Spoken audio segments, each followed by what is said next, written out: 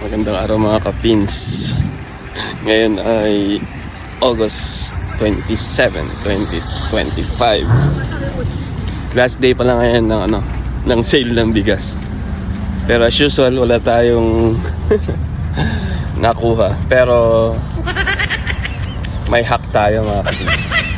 So hingi tayo ng ganito, rain check sa customer service, para kahit wala na yung stock, pag dumating nag-restock sila, pwede tayong makabili ng discounted price pa rin, kahit regular price na yung yung nandun sa shelf. So yun lang, yun yung hack natin mga kapatid.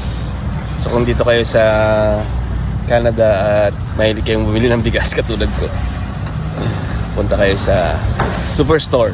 Yan yan.